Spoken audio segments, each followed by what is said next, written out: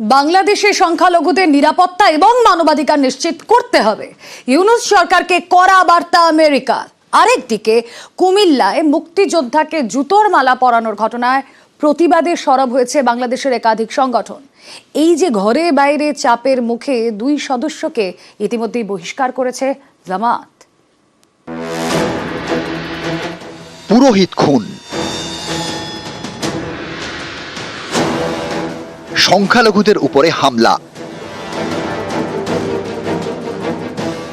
মুক্তিযোদ্ধাকে জুতোর মালা। ইউনূস জামানায় বারবার প্রশ্নের মুখে বাংলাদেশের সংখ্যালঘুদের নিরাপত্তা এবং মানবাধিকার। এ নিয়ে সেদেশের তদারকি সরকারকে কড়া বার্তা আমেরিকার। সোমবার হোয়াইট হাউস থেকে ফোন যায় বাংলাদেশের তদারকি সরকারের প্রধান উপদেষ্টা মোহাম্মদ ইউনূসের কাছে। বাইডেন প্রশাসনের নিরাপত্তা উপদেষ্টা জেক সালিভান ফোনে কথা বলেন।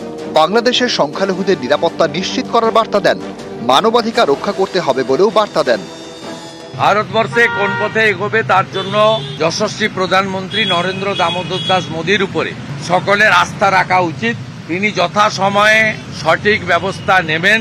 আমার বিশ্বাস ডোনাল্ড ট্রাম্প জি এবং নরেন্দ্র মোদীজি তারা বাংলাদেশের হিন্দু এবং জনজাতি এদের রক্ষা করার জন্য যা করার দরকার সেটা তারা করবেন।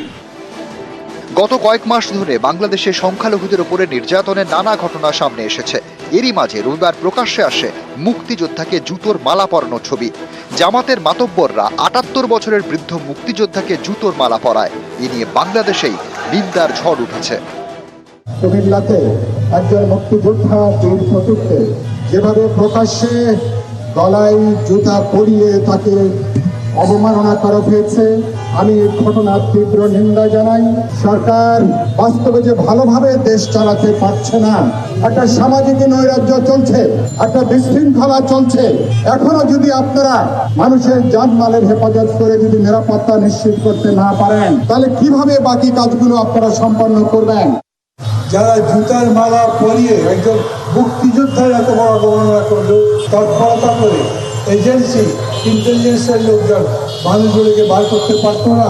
আপনারা যতই বলেন আপনারা আগের পরিস্থিতি পদ্ধতিতে পেরেছেন, এরকম কিছু করেনি। এই সরকার কি পারবে? এই প্রশ্ন আমি ডক্টর ইউনূসের উদ্দেশ্যে করতে চাই। ঘরে বাইরে চাপে বাংলাদেশ। চাপে পড়ে কুমিল্লায় মুক্তিযোদ্ধাকে জুতোর মালা পরানোর ঘটনায় 2 সদস্যকে বহিষ্কার করেছে জামাত। বহিষ্কার করা হলেও গ্রেপ্তার করা হয়নি, অথচ বাংলাদেশে অনেক সংখ্যালঘু এবং সাংবাদিককে মিথ্যে মামলায় গ্রেপ্তার করা হয়েছে বলে অভিযোগ। এ নিয়ে ইউনূস সরকারকে নিশানা করেছেন শেখ হাসিনা। একজন আসামি সে যদি নিজের আইনজীবী না রাখতে পারে, তাহলে সরকার পক্ষ থেকে তাকে আইনজীবী দেওয়া হয়, আর এখানে আইনজীবী দেওয়াতে পারবে না, তাদের লাঞ্ছিত করা হয়। আওয়ামী লীগের নেতা কর্মীদের আইন করে যেখানে রাখা হয়েছে তাদের উপর অকথ্য নির্যাতন হচ্ছে, তাদেরকে যখন কোর্টে নেওয়া হয় তাদের উপর হামলা করা হয়। কোন দেশে আমরা বাস করি? নিউজ 18 বাংলা।